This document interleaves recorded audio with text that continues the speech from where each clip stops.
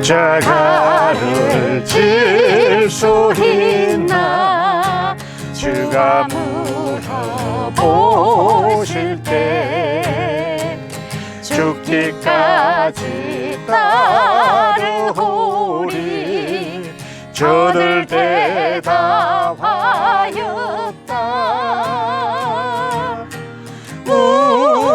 우리의 심령 주의 것이니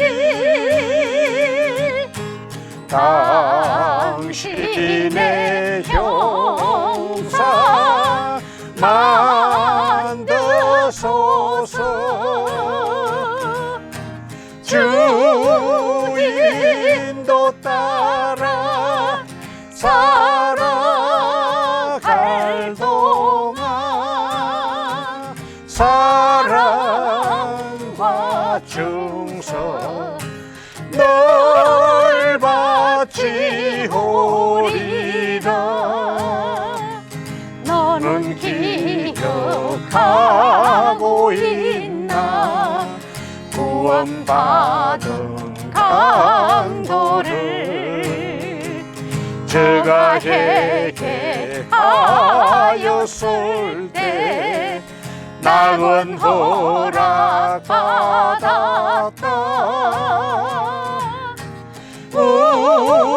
우리의 심령 주의 것이니 당신의 형상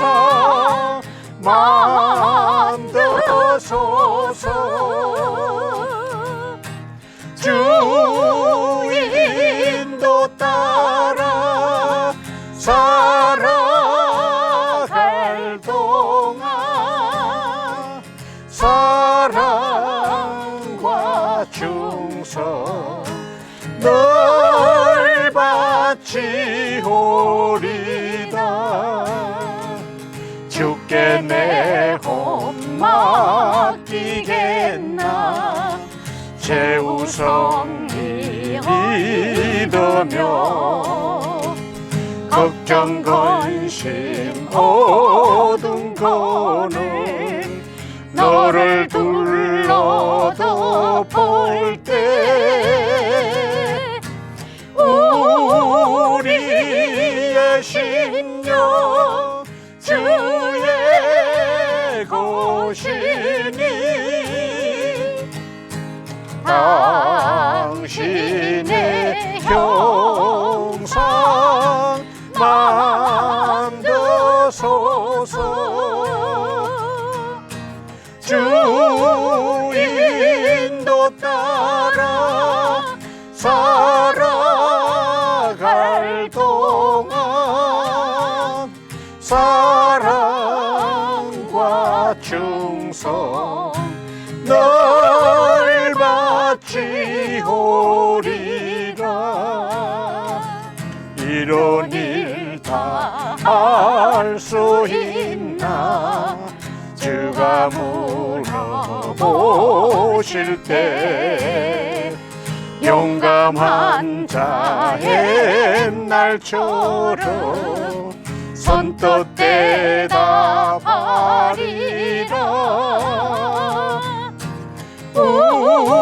우리의 심령 주의 것이니 당신의 형상 만드소서. 주 인도 따라 살아갈 동안 사랑과 충성 널 바치오리라.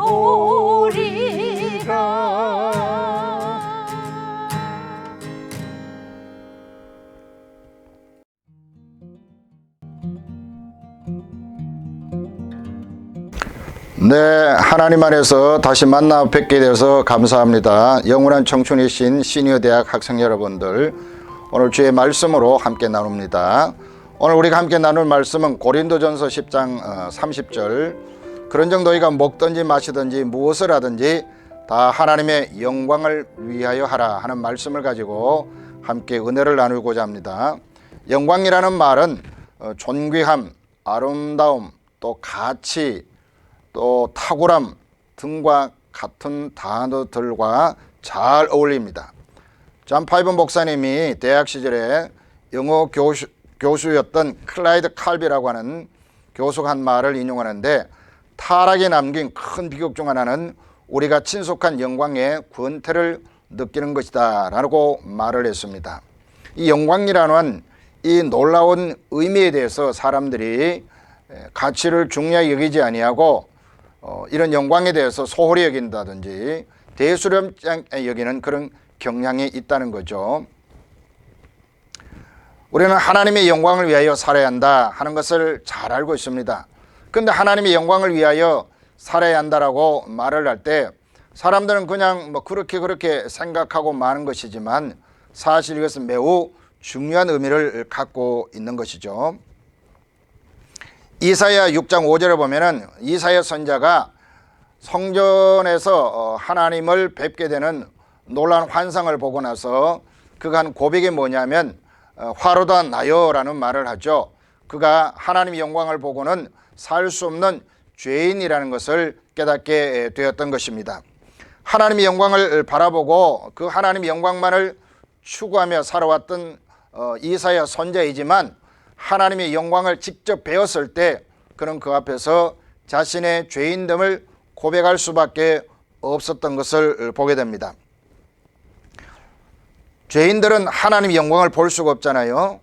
하지만 이 영광을 우리가 바라보는 것은 너무나 중요한 것입니다.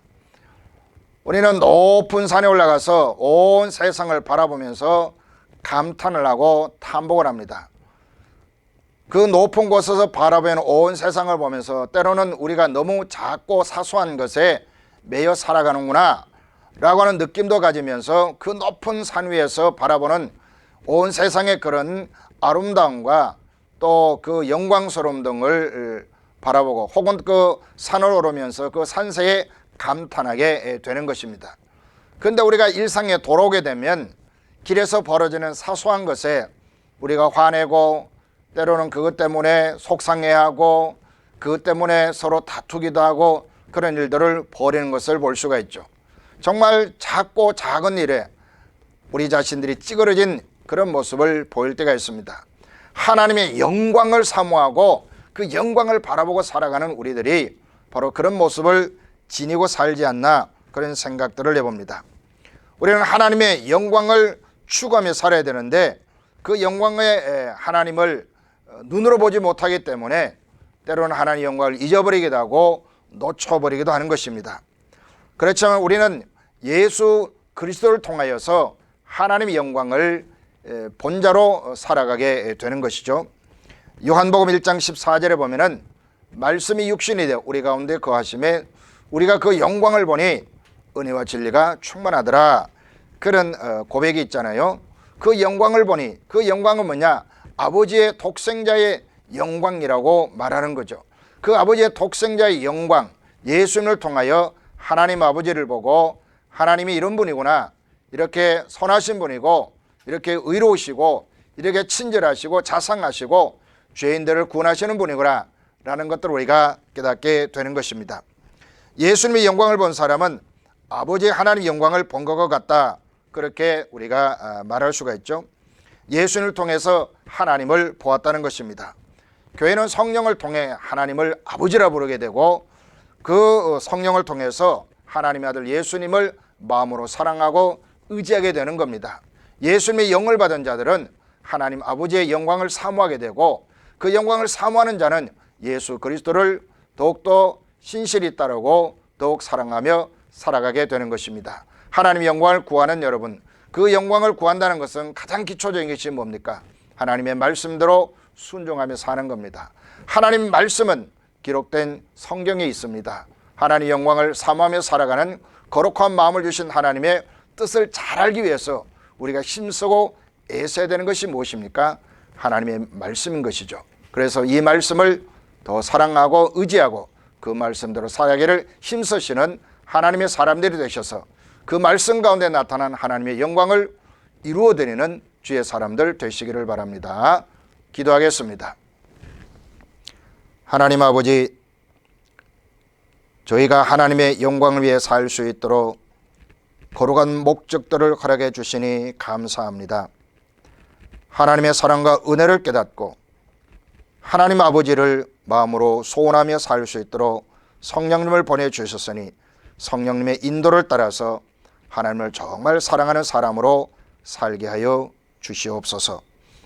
하나님의 영광을 위해서 살아가기를 원하는 시니어대학의 모든 학생들에게 은혜를 베푸시고 영혼이 강건하게 하시며 정신이 더욱 맑아지게 하시며 그 육체 또한 하나님의 은혜 가운데 보호받는 건강함이 있도록 은총을 더하여 주옵소서. 삶의 모든 여정 가운데 함께 하신 하나님께서 남은 여생 더욱더 건강하게 활기차게 하나님의 영광에 살아갈 수 있는 분들이 되도록 복을 베풀어 주시옵소서. 예수님 이름으로 기도합니다. 아멘.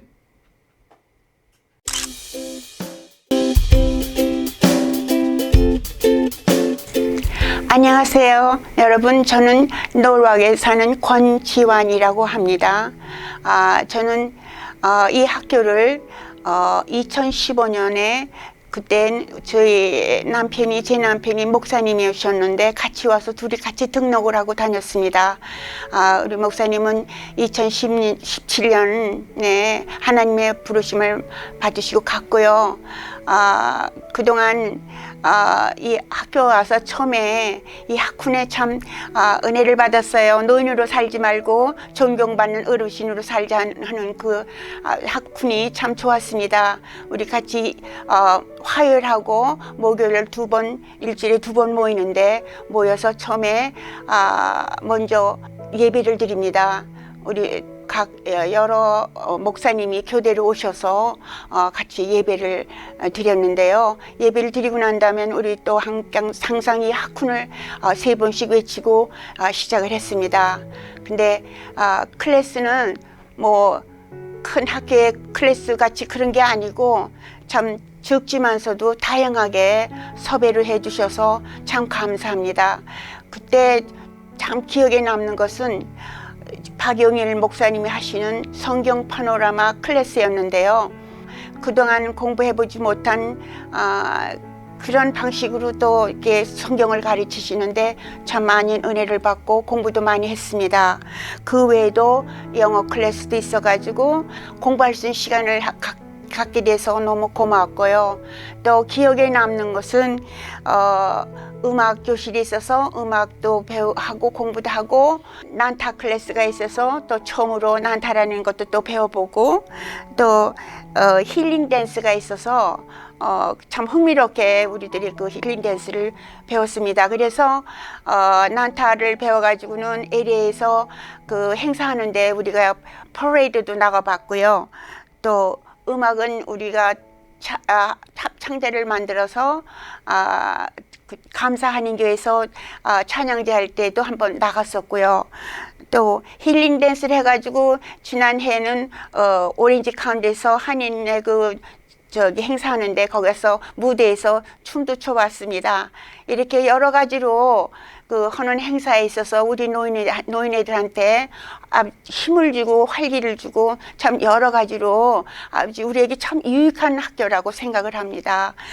그 밖에도 스마트폰 시간이 있어가지고 우리가 참 스마트폰 우리가 이제 늦게 시작한 거잖아요. 젊은 사람 같으면 배워서 하지만 우리는 배울 길이 없었는데 여기 와서 궁금한 것도 물어서 하고 또 컴퓨터 교실도 또 와서들 하시고 배우고 그다음에 또 흥미로운 건 하모니카도 클래스도 있다는 겁니다. 우리가 하모니카도 배워가지고 작년에 양론에 가서 또 합주도 했어요.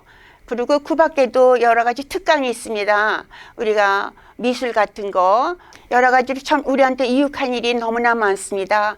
배울 수 있어서 우리가 정신적으로나 육신적으로 우리에게 참 유익하다는 겁니다. 근데 지금 코로나 바이러스로 인해서 몇 달 동안을 이렇게 쉬고 있으니까 좀 여러 가지로 답답하고 좀 서글픈 생각까지 드러내요. 그래서 빨리 이것이 회복이 됐으면 참 좋겠습니다. 우리의 바라는 바람입니다. 감사합니다.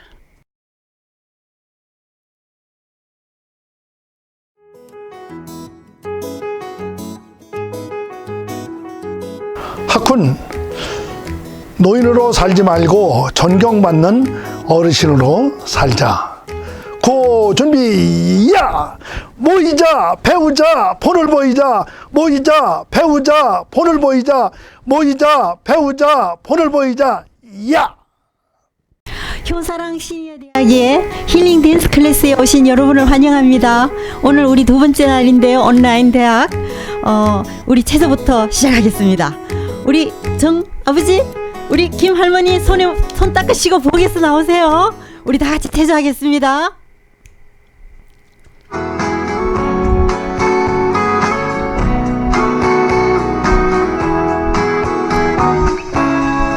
제 발을 단단히 보면서 항상 발을 움직입니다. 우리 힐링 댄스는요.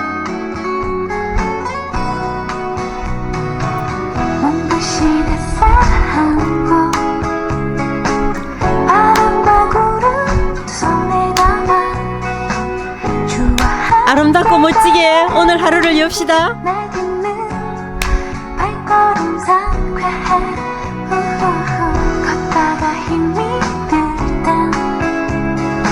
원, 투, 쓰리, 포. 원, 투, 쓰리, 포.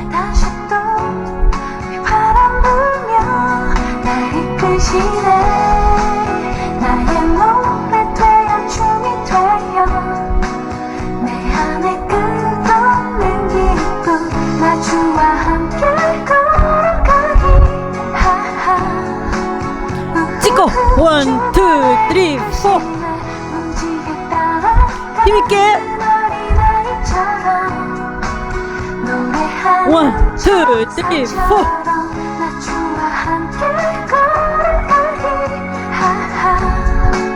손 쫙 펴세요.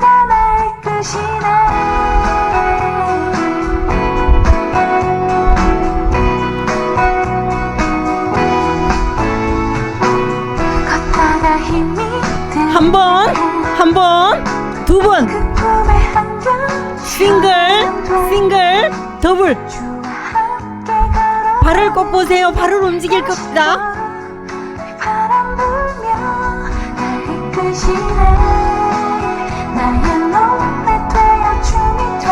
우리 박싱 할 거예요. 준비하세요. 할아버지, 아버지.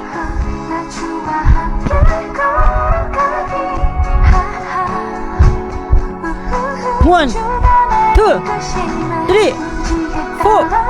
위로, 아래로, 위로, 아래로.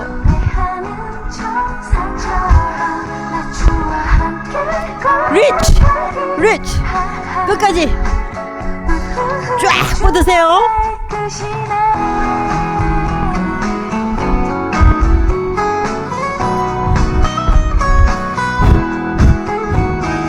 원, 투, 쓰리, 포.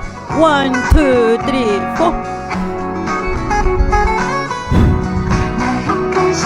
원, 투, 쓰리, 포. 원, 투, 쓰리, 포.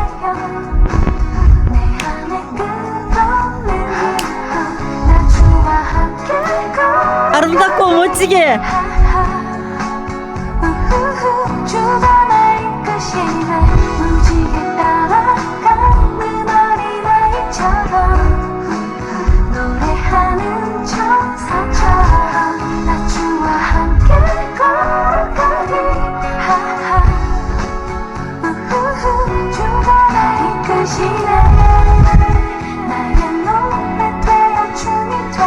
어머니 웃고 계시죠? 우리 오늘 하루를 힘차게 운동하면서 지냅니다. 숨 마시고 내뱉고.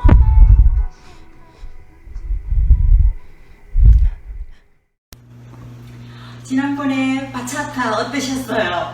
쉬웠죠? 우리 그렇게 몸에 힘 빼고 그냥 살랑살랑 그렇게 하면 돼요. 그러면 몸에 피도 잘 돌고 또 부드러운 몸으로 우리가 또 할 수 있을 것 같습니다.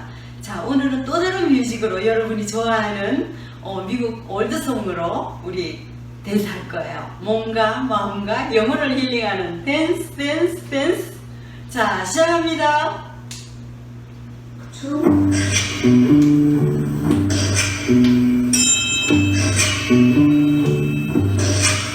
Oh, when the sun beats down and there's the tar up on the roof, and your shoes get so hot, you wish your tired feet were fireproof. I'm not alone, down by the sea, all the blankets of my baby is where I'll be. Under the boardwalk, out of the sun. Under the boardwalk, we'll be having some fun. Under the boardwalk, people walking above. Under the boardwalk, we'll be falling in love. Under the boardwalk, boardwalk. From the park, you hear the hectic sounds of a carousel. You can almost taste the hot dogs and french fries they sell. I'm down by the sea, yeah. Gonna blanket with my baby is where I'll be. Under the boardwalk, out of the sun. Under the boardwalk, we'll be having some fun. Under the boardwalk, people walking above. Under the boardwalk, we'll be falling in love. Under the boardwalk, boardwalk.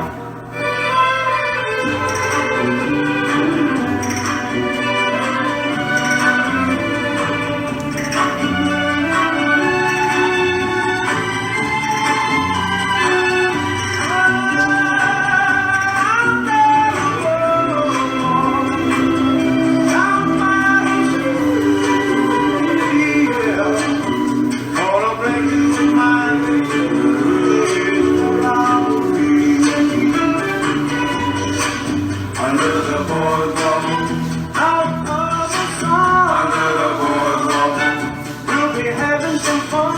Under the boardwalk, people walking above. Under the boardwalk, we'll be falling in love. Under the boardwalk, boardwalk. 마지막 곡이에요. 행복해요. 우리 지난번에 했는데 안 잊어버리셨죠? 한 주간 연습하셨습니까? 우리 다시 한번 해보겠어요.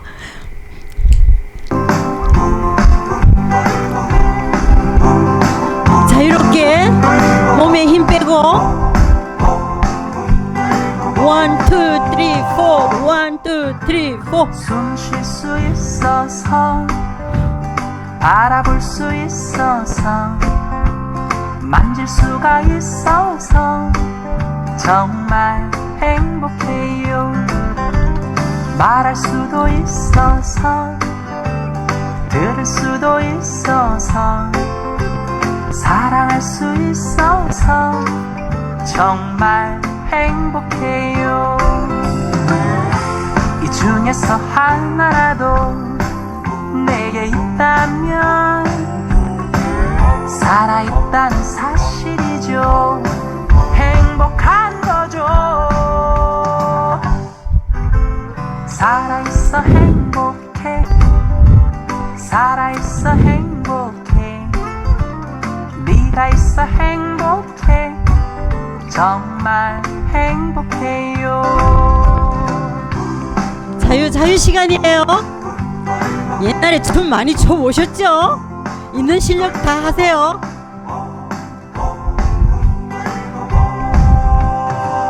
한 번 더. 숨 쉴 수 있어서 알아볼 수 있어서 만질 수가 있어서 정말 행복해요. 말할 수도 있어서 들을 수도 있어서 사랑할 수 있어서 정말 행복해요. 죽은 이의 그토록 바라던 소원은 숨쉬는 오늘이 바라던 내일이죠.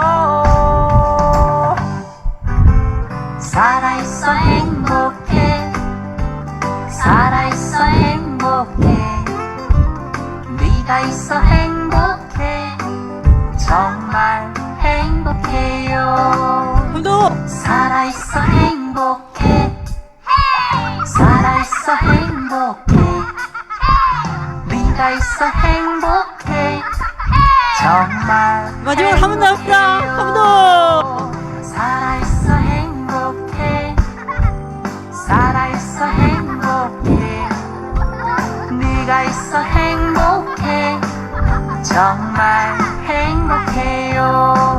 정말 행복해요.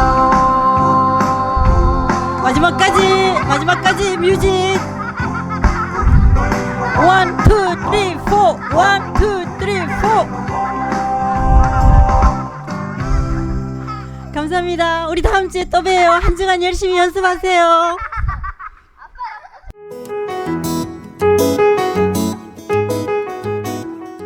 네, 할렐루야. 안녕하셨죠? 그동안 평안하셨죠? 우리 효상 시니어 대학교 학생 여러분, 평안하셨죠? 그동안에.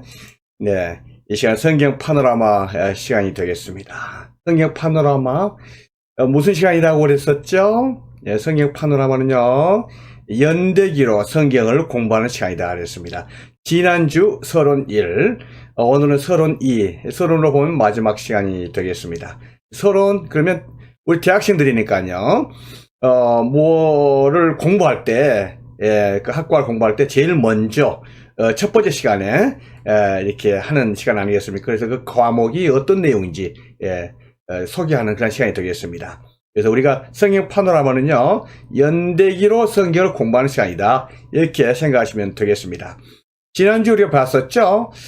우리 모든 분들이 가지고 있는 성경에 대한 지식들, 어떻게 되겠습니까? 이러한 부분들이라고 말했었죠? 이렇게 질서가 없습니다. 예, 그래서 이 질서가 없는 이런 상황 속에서 우리 안에,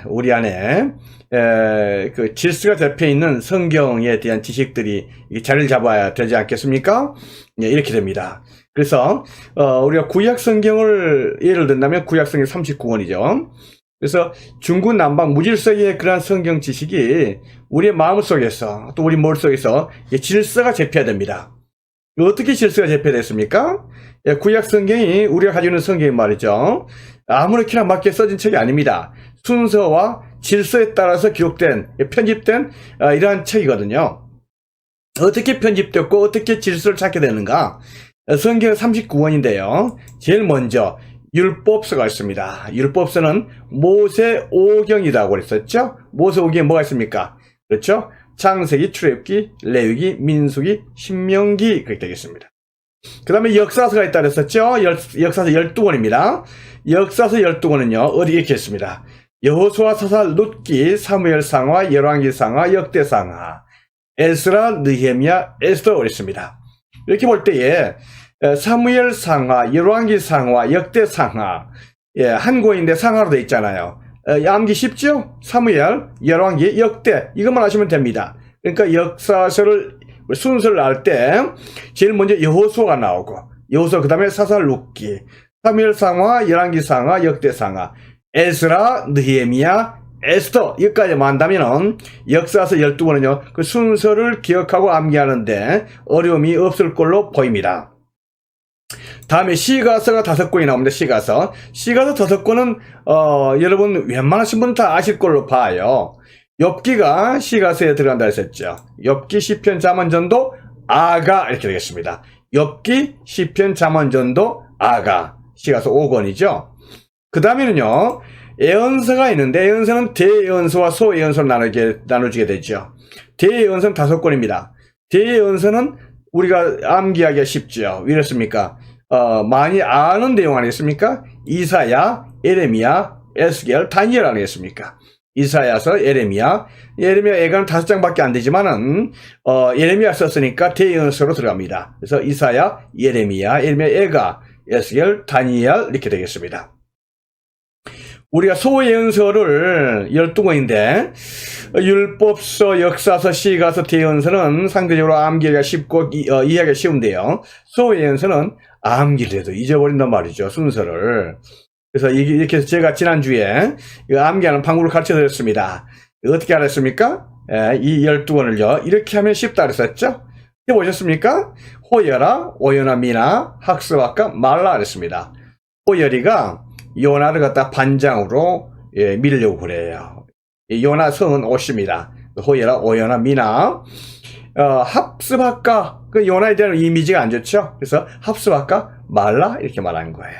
호열아, 오요나, 미나, 합스바까, 말라 그러면은 여기에 소예언서 12권이 다 들어갑니다.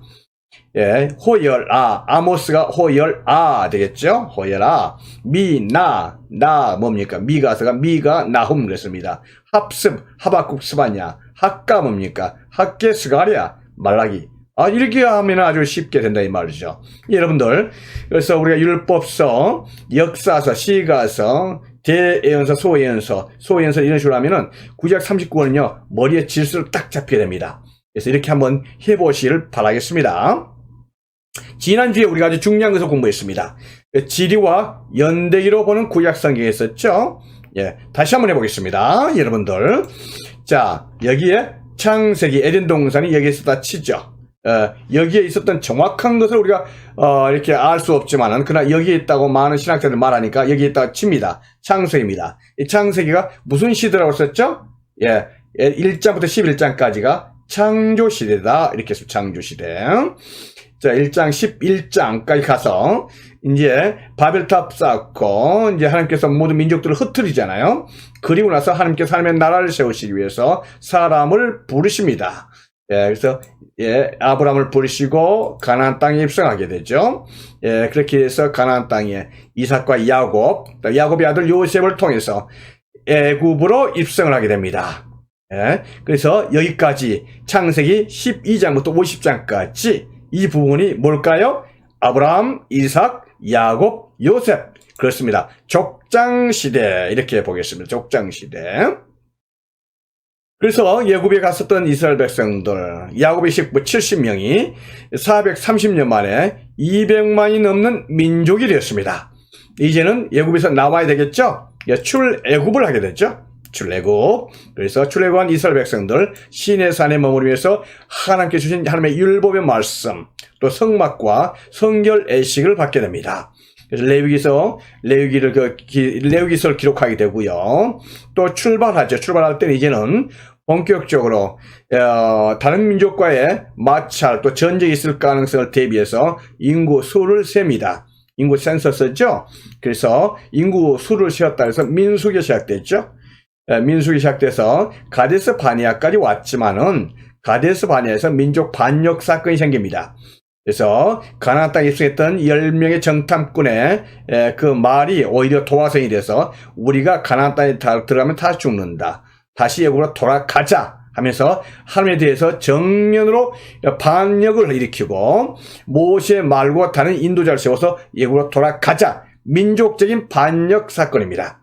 그래서 하나님께서 이스라엘 백성들 38년간 광야 생활을 하게 되고 20세 이상의 사람들 다 죽은 다음에 20세 이하와 광야에 태어났었던 이스라엘 백성들만을 데리고 느보산까지 가게 되죠. 가나안 입성을 앞에 목전에 두게 됩니다. 그래서 20세 이하의 사람과 다음에 이 광야에 태어났던 후세들 모아놓고 모세가 유언적인 설교를 했던 게 신명기입니다. 그래서 출애굽기, 레위기, 민수기, 신명기 이거를 우리는 뭐라고 말한다 했습니까? 예, 출애굽 광야시대 이렇게 되겠습니다. 광야시대. 이렇게 해서 모세의 시대가 끝났거든요. 누구의 시대입니까? 여호수아죠. 여호수아의 역할은 뭡니까? 가나안 정복이죠. 우리는 가나안 정복이니까 이 시대를 가나안 정복 시대 그러겠습니다. 모세 끝나고 여호수아 끝났습니다. 이제 사사들 시대가 되겠습니다. 사사시대였습니다. 사사시대는요, 우리가 알아야 될 거는, 영웅들이, 사사들이 활동했던 좋은 시절이 아닙니다. 어두웠던 시대였습니다. 민족들이, 이스라엘 민족들이 하나님께 많은 죄를 짓고, 그래서 하나님께 반역을 할 때, 하나님께서 외부 민족을 통해서, 식민 통치를 통해서 어려움을 겪게 하시고, 이스라엘 백성이 다시 회개하고 돌아올 때에 사사들을 통해서 다시 민족을 회복하고 했었던 기간이라 볼 수 있습니다. 사사시대는요, 어둠의 시대였다. 왕이 없으므로 자기 소견대로 행하였다. 그 시대가 사사기가 되겠습니다. 그래서 참다운 왕에 대한 그림자를 보여주기 위해서 룻이 등장하죠. 룻이 왜 참다운 왕의 그림자가 되나요? 그렇습니다. 룻은 앞으로 4대 후에, 그러니까 증손자 다윗을 낳게 되는 이 룻이죠. 그래서 룻기를 낳게 됩니다. 우리는 사사기와 룻기를 합쳐서 무슨 시대라고 말합니까? 사사시대 이렇게 말하겠습니다. 룻기가 사사시대에 들어갔다는 걸 알고 계셔야 되겠죠? 그렇습니다. 마지막 사사가 누굽니까? 여러분 혹시 아신 분 계신가요? 마지막 사사가 바로 사무엘입니다. 그래서 사무엘인데 사무엘의 역할이 뭐였습니까? 사사시대를 마무리하면서 통일 왕국을 만든 거예요. 그래서 왕을 세운 거 아니겠습니까? 그래서 사울과 다윗이 사무엘에 의해서 기름을 붓게 됩니다. 우리는 이 시대 사울과 다윗과 솔로몬의 시대를 갖다가 통일 왕국 시대라고 말합니다. 그런데 통일 왕국 시대가 오래가지 못합니다. 사울 40년, 그다음에 다윗 40년, 솔로몬 40년, 이렇게 해서 120년 만에 통일 왕국 시대에 그것밖에 못 갔죠. 그렇지만은 아주 중요한 시대라고 보게 되는 거죠. 통일 왕국 시대. 그래서 120년 후에 나라가 분열이 됩니다. 솔로몬의 잘못이 컸었죠. 우상 숭배했던 바로 그 역할로 말미암아 북왕국과 남왕국으로 쪼개지게 되겠습니다. 그래서 우리가 이 분열 왕국 되겠죠. 북왕국, 여로보암으로 말미암은 북왕국, 르호보암으로 말미암은 남왕국 그게 있습니다. 우리는 이걸 뭐라고 말합니까? 분열 왕국 시대 이렇게 되겠습니다. 분열 왕국 시대. 자, 분열 왕국 시대 오래가지 못합니다. 먼저 북왕국이요. 20대 왕, 디브니까지 생각한다면 20대 왕이 되겠습니다. 209년 만에 BC 722년이죠.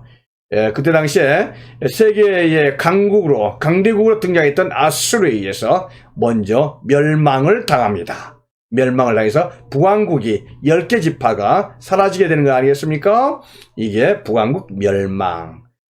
북왕국이 멸망한 다음에 남왕국이 위태위태했었지만 하나님께 돌아오고 또 이사야와 많은 선지자들 이렇게 외침을 통해서 하나님께서 그 후로 136년 정도를 더 유지합니다. 그럼에도 불구하고 아수르를 점령시켰었던 바벨론에 의해서 남왕국이 1차, 2차, 3차 포로로 잡혀가서 마지막에 예루살렘이 멸망하게 됩니다. 그래서 남왕국과 북왕국이 이스라엘 자체가 다 끝나게 됐죠. 우리는 이 시대를 무슨 시대로 말했습니까? 그렇습니다. 포로 시대다. 포로 시대. 나라가 다 끝났습니다. 예루살렘도 불탔습니다. 사람들, 이스라엘 백성들은 다 포로 잡혀갔습니다. 그러면 이스라엘이 끝났지 않습니까? 그런데 이스라엘이 끝난 게 아니죠. 하나님께서 분명히 예레미야를 통해서 예언의 말씀을 주셨습니다. 이스라엘 백성을 망하지만은 70년 후에 다시 귀국하게 된다. 이렇게 말했었죠. 하나님께서 그 약속의 말씀을 따라서 바벨론을 멸망시켰던 페르시아의 고레스 왕에 의해서 고레스 왕이 왕이 된 원년에 포로 귀환 명령을 내리죠. 그래서 유대인들이 포로 귀환을 하게 됩니다. 1차 포로 귀환, 스룹바벨이죠. 스룹바벨이 와서 뭘 했습니까? 성전 재건, 무너졌던, 불탔던 예루살렘 성전을 재건하는 역할이었습니다. 그리고 나서는 그 후에 78년 후에 에스라가 2차 포로 귀환하게 되고 느헤미야가 3차 포로 귀환하게 됩니다. 이때 당시 시대 에스더가 활동했던 시대라고 볼 수가 있습니다. 그래서 우리는 이 중요한 시대를 뭐라고 말합니까? 그렇습니다. 포로 귀환 시대 이렇게 보겠습니다. 포로 귀환 시대. 자, 우리가 이 9가지 시대에 대해서 지난주에도 배웠고요. 지금 이 시간에 배웠습니다. 중요한 그러한 우리 시간이라고 볼 수가 있지요. 그래서 여러분들 이걸 꼭 암기를 하시 바라겠어요. 자, 우리가 이 9가지 시대를 암기했다면요, 2번 이상 꼭 그려보시고 또 9시대를 암기하셔야 됩니다. 암기했다면은 이제 우리가 하셔야 되는 일은요, 성경을 여기에 집어넣는 겁니다. 이 역사적인 모든 순서에 성경에 들어가는 거죠. 먼저 9시대를 분리해 보겠습니다. 어떻게 된다 했습니까? 창조시대, 그 다음에는요, 족장시대, 그 다음에는요, 출애굽 광야시대, 그 다음에는요, 가나안 정복시대, 그 다음에 사사시대, 그 다음에는요, 통일왕국시대, 그 다음은 분열왕국이 되겠죠. 분열왕국 됐으니까 어떻게 됩니까? 포로로 잡혀갔죠. 포로 잡혀간 걸로 끝납니까? 아니죠. 하나님께서 말씀해 주셨죠. 그 다음에 포로 귀환이 있을 것을 말씀하셨습니다. 이 9가지 시대입니다.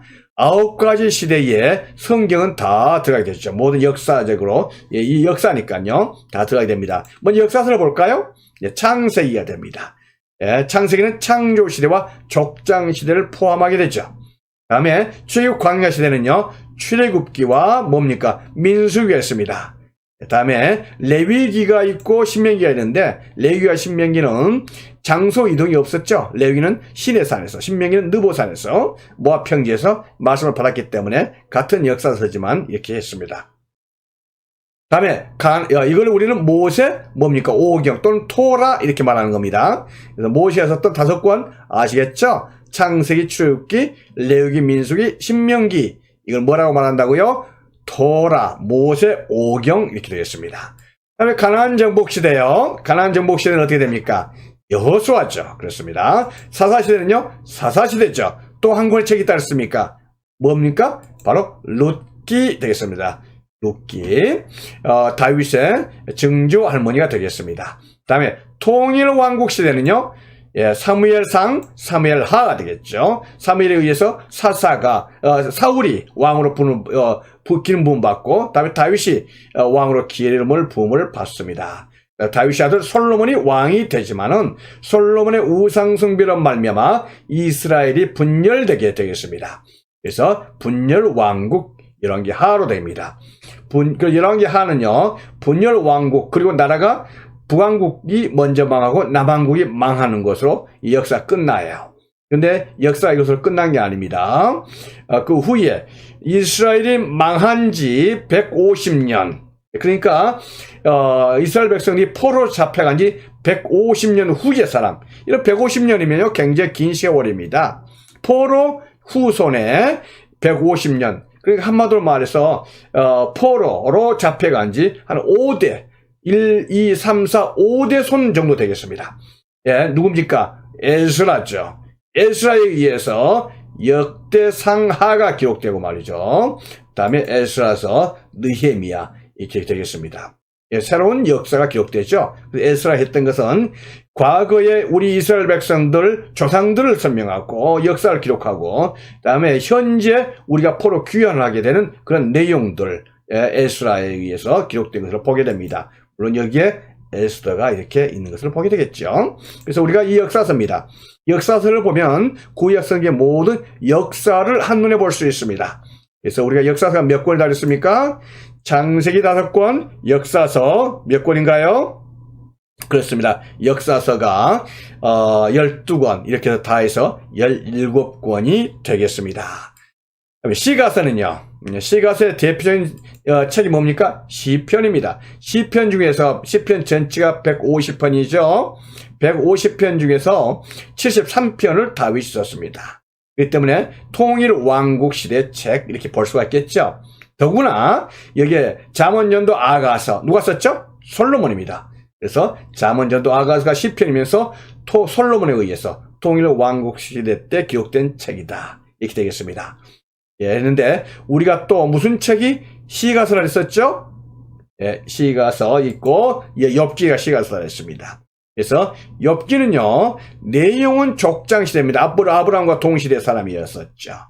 그렇지만은 욥기의 그 고난의 책이 그러면서 승리했던 그러한 내용들이 주로 읽혀졌던 것은 포로 시대 때 읽혀졌던 책입니다. 그래서 우리는 욥기, 시편, 잠언, 연도, 아가서, 시가서라고 볼 수가 있겠습니다. 여기에 이 부분에 들어가게 되겠죠? 예, 선지서가 되겠습니다. 다음에 선지서는 좀 복잡하지만 아까 우리가 암기할 때 뭐라 했습니까?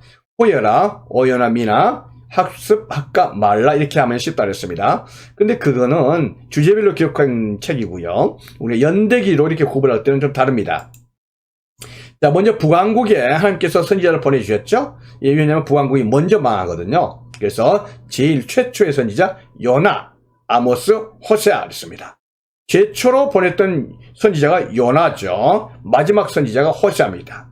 호세아는 왕도, 북왕국 왕도 호세아였었고, 남왕국에서, 그 다음에 선지자도 호세아였습니다. 동명이인이죠.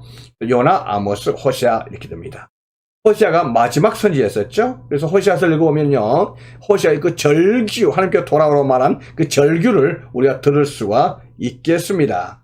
자, 이렇게 해서 호세아 선지자 때 북왕국이 망했습니다. 그러면 아수르가 북왕국을 망했으니까 다음에는 어디를 쳐들어오겠습니까? 남왕국이죠, 당연히. 남왕국은 풍년 등화에 있었습니다. 언제 아수르가 쳐들어올지 모르고 아수르가 쳐들어온다면 나라를 감당할 수 있는 능력이 없는 거죠. 이때에 남왕국 선지자, 이런 정말 절체절명의 상황 속에서 하나님께서 선지자를 보내주셨는데 그 선지자 누구였습니까? 그렇습니다. 이사야입니다. 바로 우리가 그걸 아셔야 됩니다. 이사야, 미가도 그때 당시에 선지자였습니다. 또 호세아, 이사야, 미가 이렇게 되겠습니다. 이렇게 해서 남왕국 선지자가 되는데 남왕국이 그로부터 한 130년 정도 지탱했지만 남왕국도 결국 망하게 됩니다. 망하게 된 이유가 예루살렘의 수많은 우상 숭배들, 하나님을 반역하는 사건들로 가득 찼었습니다. 하나님의 말씀을 듣지 않고. 예레미야에게 눈물의 선지자 아니겠습니까? 그래서 남왕국의 마지막 선지자 예레미야였습니다. 이때 스바냐와 하박국도 남왕국, 유다의 회개에 대해서 촉구했었던 그러한 선지자였습니다. 스바냐, 하박국 그렇게 되겠죠? 예레미야, 스바냐, 하박국 그랬습니다. 나라가 결국은 망했습니다. 그래서 눈물로 통곡으로 기록했던 예레미야의 글 뭡니까? 예레미야, 애가 이렇게 되겠습니다. 이렇게 해서 나라가 망했습니다. 그래서 포로 잡혀갔죠, 남왕국이. 포로 잡혀서 포로 시대에 기록된 책이 뭐가 있습니까? 포로 시대 아시죠? 그건 우리가 두 권 압니다. 다니엘서와 에스겔, 다니엘, 에스겔 이렇게 되겠습니다. 오바댜 있지만 오바댜는 남왕국도 아니고 북왕국도 아니고 이거는 에돔 족속들에게 주었던 하나님의 메시지다 이렇게 보겠습니다. 이제 70년 후에 포로 귀환이 이루어지는데요. 포로 귀환 시대를 주도했던 인물이 바로 에스라 그랬습니다. 에스라와 느헤미야 있었어요. 자, 이때 이 1차 포로 귀환 때 하나님께서 스룹바벨에게 주었던 미션이 뭐였습니까? 그렇죠. 불에 탔던 예루살렘을 중건한 것이었습니다. 예, 그랬었는데 그 예루살렘 성전이 회복이 좀 어려웠거든요. 그때 하나님께서 보냈던 선지자 학개와 스가랴 이렇게 되겠습니다. 선지서에 들어가는 거죠. 학개와 스가랴를 통해서 예루살렘 성전이 중건되고 에스라 느헤미야에서 부흥운동이 일어났지만은 그러나 남왕국 예루살렘이 하나님 말씀을 완전히 회복하지 못하고 계속해서 어려움을 겪게 됩니다. 하나님을 떠나게 되고 그래서 마지막 선지자 말라기를 하나님께서 보내주신 겁니다. 여기서 말라기 이렇게 되어 있습니다.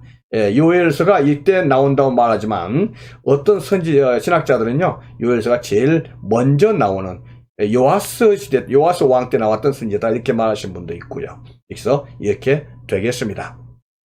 자, 우리가요 이 부분을 안다면 구약 성경이 한눈에 들어올 수가 있습니다. 자, 창조 시대에 나온 성경이 뭡니까? 창세기. 족장 시대는요 창세기입니다. 내용별로 욥기가 들어가고요. 출애굽 광야 시대는요 그렇습니다. 출애굽, 민수기, 레위기, 신명기 되겠죠. 가나안 정복 시대는요 여호수아 되겠습니다. 사사 시대는요 사사 룻기가 되겠죠. 사사 룻기. 통일왕국 시대 많은 책들이 여기서 포함되죠. 사무엘 상하, 열왕기상까지 역대상에 역대하까지 부분적으로 포함되고요. 시편, 잠언, 전도, 아가가 통일왕국 시대 이렇게 되겠습니다. 분열 왕국 시대 가장 많은 책 기록되어 있죠. 그래서 열왕기상, 열왕기하, 역대하, 요나, 아모스, 호세아, 이사야, 예레미야, 미가, 나움, 스바냐, 하박국까지 모두 분열 왕국 시대다 이렇게 보여지죠. 포로 시대는요. 포로 시대는 다니엘서와 에스겔다 말씀드렸습니다. 다니엘, 에스겔 두 개만 일단 그렇다 이렇게 생각하시면 그 다음은요 정리하기 쉽습니다. 포로 귀한 시대라면 우리가 제일 먼저 아셔야 되는 게 에스라, 느헤미야입니다. 에스라, 느헤미야, 에스더 이렇게 되겠죠. 그러면서 학개, 스가랴, 말라기 이렇게 하시면은 포로 귀한 시대에 대해서 내용을 정리할 수가 있겠습니다. 구약 성경을 연대기로 분류한 것 이렇게 하셔야 되겠죠. 우리가 다음에 꼭 이런 식으로 공부를 하시면서 39권을 한다면 구약을요 한눈에 정말 질서정연하게 공부할 수가 있습니다. 자, 복습합니다. 지리와 연대기로 보는 구약 성경 그랬습니다. 우리가 시대별로 분류한다 할 때 창세기는요 창조시대라고 말했습니다. 창조시대. 그래서 하나님께서 족장을 부리셨습니다. 족장을 부려서 아브라함, 야곱, 이삭, 야곱, 요셉 이 시대를 무슨 시대라고 말했나요? 이 시대를 족장 시대라 했습니다. 족장 시대. 자, 그렇지만은 계속해서 살 수가 없죠. 애굽에서 430년 애굽 광야 생활을 보러 출애굽이 했었죠. 레위기 시내산을 받고 그다음 민수기 출발했다가 바데스반의 반역 사건으로 해서 38년간 광야 생활. 그러나 신명기에서 모세의 마지막 유언적인 설교. 우리는 이 시대를 무슨 시대라고 말했습니까? 뭐죠? 그렇습니다. 출애굽 광야 시대를 보겠습니다. 모세 시대가 이르러 끝나고 다음에 여호수아 시대로 들어가게 됩니다. 여호수아의 역할은 뭐라 했습니까? 여호수아 시대는요. 이건 가나안 정복 그랬습니다. 가나안 정복. 잘 따라오십니다. 그 다음에는요. 사사시대입니다. 사사시대.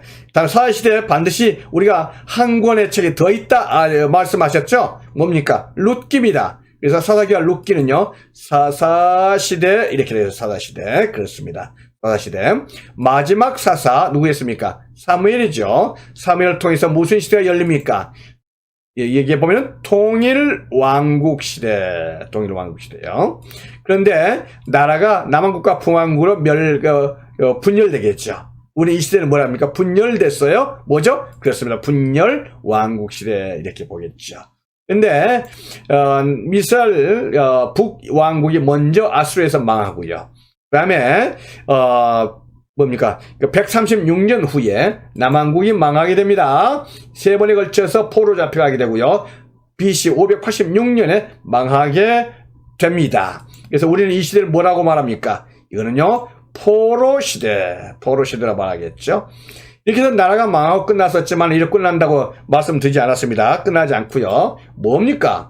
여기서 포로 귀한 시대가 열리게 되는 거죠. 그래서 스룹바벨, 다음에 에스라, 느헤미야에 의해서 포로 귀한 시대를 열게 됩니다.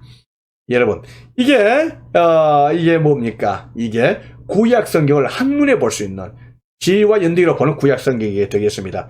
여러분들 이렇게 보시면요, 구약 성경을 잘 아실 수가 있습니다. 꼭 이걸 해보시기 바라고요. 숙제입니다, 여러분. 우리는 대학생이에요. 숙제 꼭 하시고 오셔야 됩니다. 그래서 지도를 2번 이상 그려보고 9시대를 암기해야지 이게 성경이 들어온다 했었죠. 9시대를.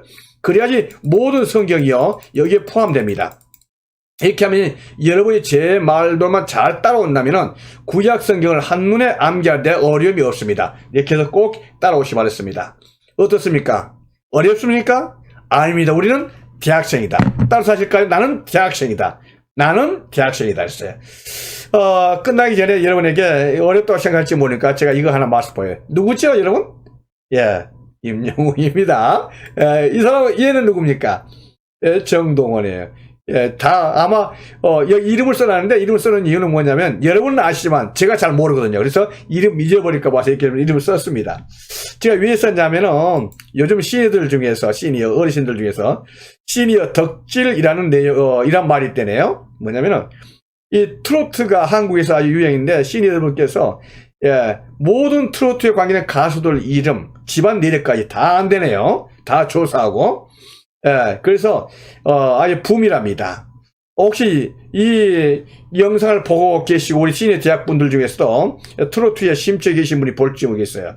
그런데 어느 정도여야 됩니다. 제가 왜 이 말씀을 드리냐면은 우리가 그 트로트 하는 가수들 이름, 가정사 모든 걸 다 암기하고 알 필요가 있나요? 그런데 그렇게 관심이 많거든요. 예, 뭔가에 관심이 있고 그러면은 다 관심 있고 이렇게 하게 됩니다. 그런데 여러분들 참 하나님의 말씀을 얼마나 공부하십니까? 하나님의 말씀이 트로트보다 더 재밌어야 됩니다. 당연한 거 아니겠습니까? 물론 여러분에게 트로트 듣지 마라 말씀은 제가 차마 못 드리겠어요. 그러나 하나님의 말씀이 우리에게 더 마음속에 사모하는 하나님의 말씀이 되어야 될 줄로 믿습니다. 그렇다면요, 이 내용들 어렵지 않습니다. 꼭 암기하시고 공부하시고 구약 성경을 한눈에 파악할 수 있는 이런 좋은 기회에 꼭 성공하시고 하나님의 말씀을 가까이 하시는 여러분들 되시기를 축원드립니다. 할렐루야. 여러분들 평안하시고요. 다음 주에 또 뵙도록 하겠습니다. 성경 파노라마 시간이었습니다. 감사합니다. 안녕하세요. 난타 클래스의 강애니입니다. 앞으로는 제가 여러분을 직접 이렇게 보지 않고 화면을 통해서 만나려고 그럽니다. 다 같이 즐겁게 기쁘게 난타하면서 우리 스트레스 날려요.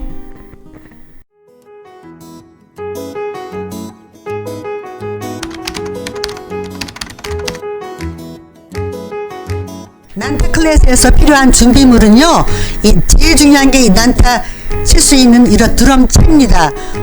이제 갖고 계신 분들은 좋아요. 그걸 쓰시고, 만약에 없으신 분들은 그냥 테이블에서 일어선 상태로 테이블 위에다가 뭐 뉴스페이퍼나 그런 거 갖다 놓고서 이렇게 치시면 됩니다.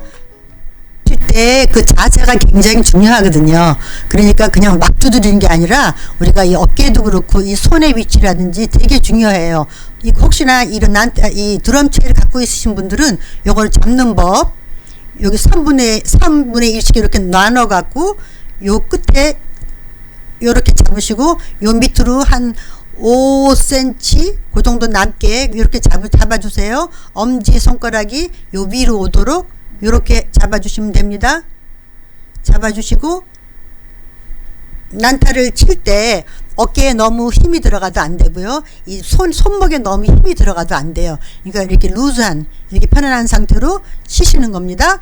보통 이 한 마디에 4박부터 시작이 돼요. 그러니까 천천히 하겠습니다. 한 마디에 4박. 그러니까 하나, 둘, 셋, 넷, 둘,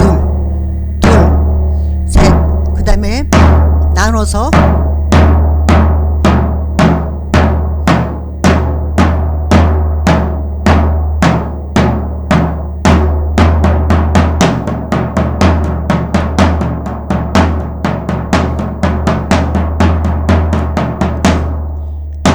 기본입니다. 두 마디씩.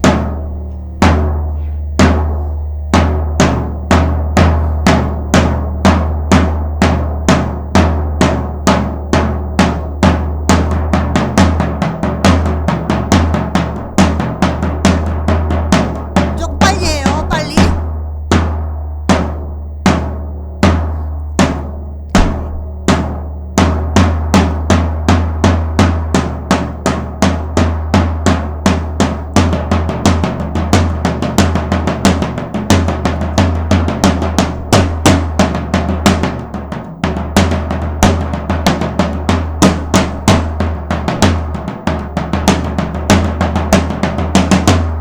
마지막에는 한 거는 제가 좀 잘난 체 해본 거예요.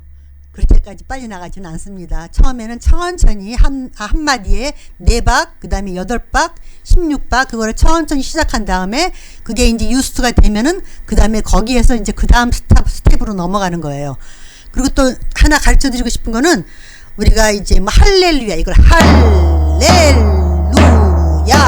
나눴을 때 할렐루야, 그 다음에 할렐루야, 그 다음에 할렐루야, 그 다음에 할렐루야, 그렇게 나가는 게 있어요. 우리가 그거 액센트를 공부하는 겁니다. 할렐루야, 할렐루야, 할렐루야, 할렐루야, 할렐루야, 할렐루야, 할렐루야.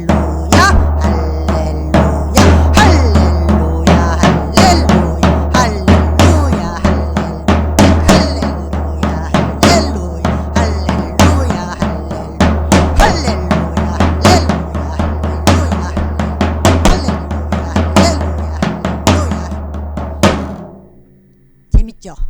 이거는요 숙제예요. 이거는 한 달 정도 걸릴 거예요. 한 달 더 걸릴 거예요. 이거 하나.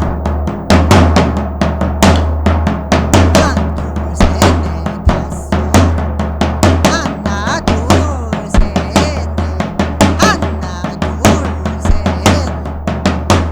이것 좀 시간이 걸립니다. 그런데 저도 이것도 또 잘난 체였습니다. 근데 처음에는 하여튼 제일 중요한 게 그 4박으로 나누고 그 다음에 8박, 16박 그걸 계속 연습해서 이 몸에서 자연스럽게 익혀지도록 그렇게 하는 게 가장 중요합니다.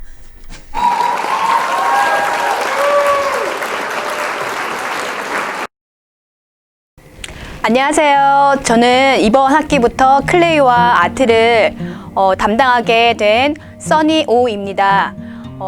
어르신들과 함께 이번 학기 재미있는 클레이의 세계로 흠뻑 젖을 수 있도록 최선을 다하겠습니다. 감사합니다.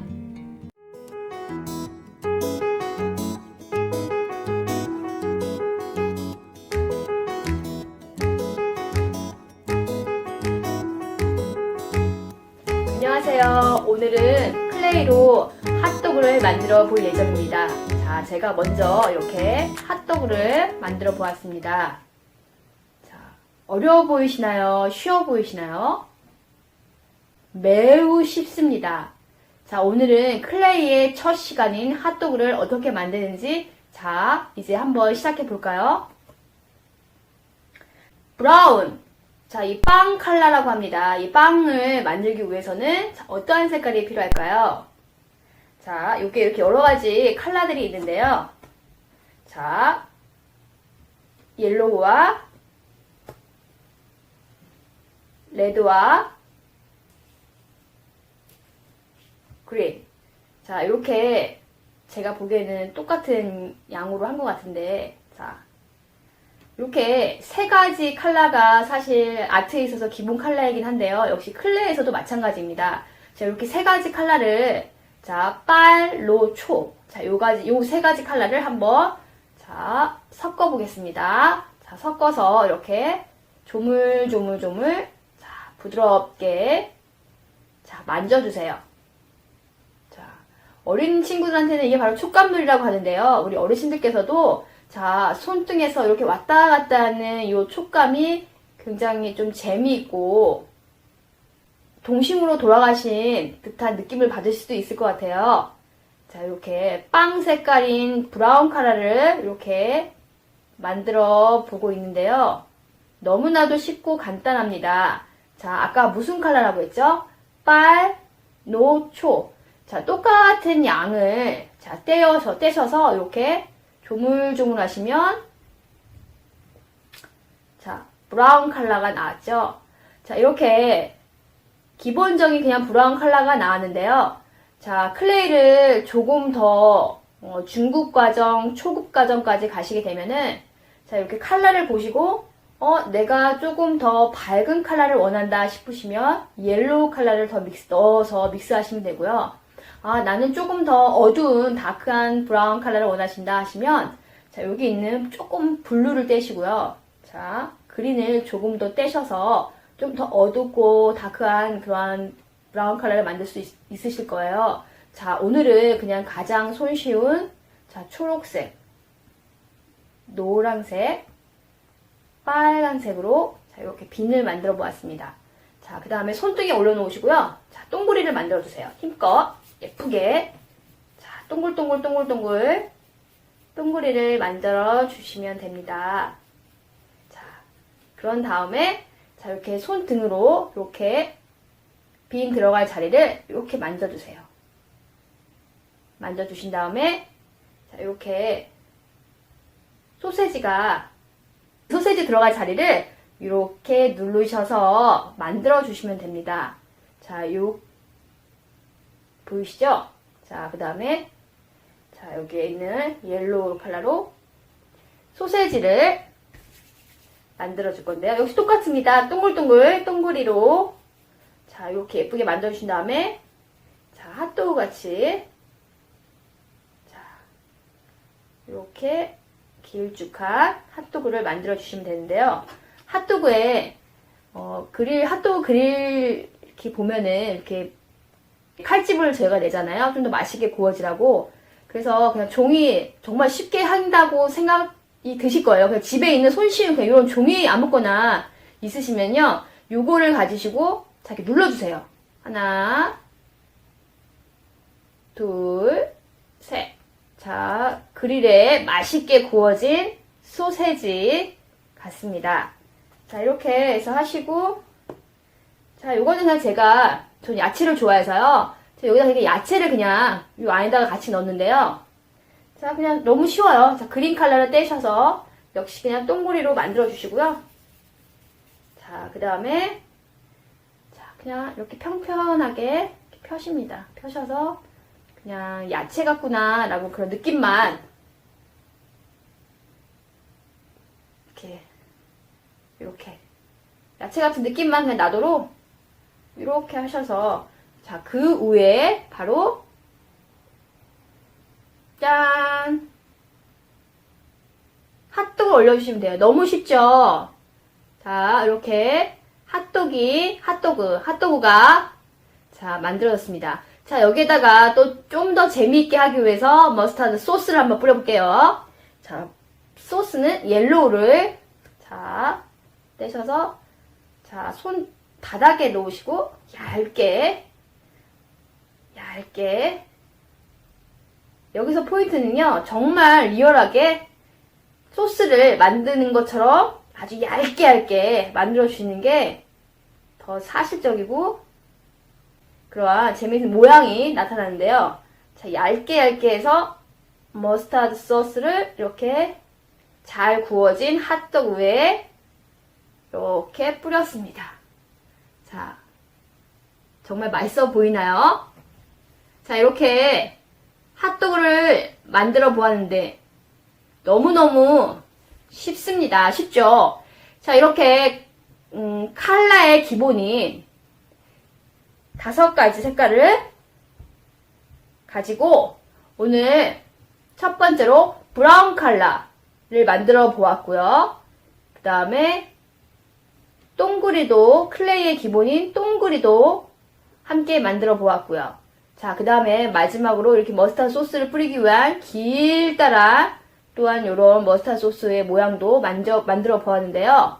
자, 클레이는 정말 손쉽게 따라 하실 수 있는 정말 기본적인 아트의 재료입니다. 자, 이 클레이를 가지고 무궁무진하게 재미있는 것들을 만들 수가 있는데요. 자, 오늘은 그 정말 재미있는 클레이의 세계로 가기 위해서 첫 번째 기초 단계인 자, 핫도그를 이렇게 동그리를 만들어서 이렇게 핫도그를 만들어 보았습니다. 자, 지금 당장 따라해 보시면 너무너무 재미있는 유익하신 시간이 되실 것 같습니다. 자, 다음 이 시간에는 더욱더 재미있는 자, 그런 클레이 시간으로 찾아뵙겠습니다. 감사합니다. 효사랑 온라인 시니어 대학 안내입니다. 온라인 시니어 대학은 매주 화요일 미 서부 시간 기준 오전 10시에 유튜브에 업로드됩니다. 유튜브에서 효사랑 선교회 혹은 효사랑 시니어 대학을 찾아주세요. 좋아요와 구독 버튼을 눌러주시면 업로드되는 즉시 알림을 받으실 수 있습니다.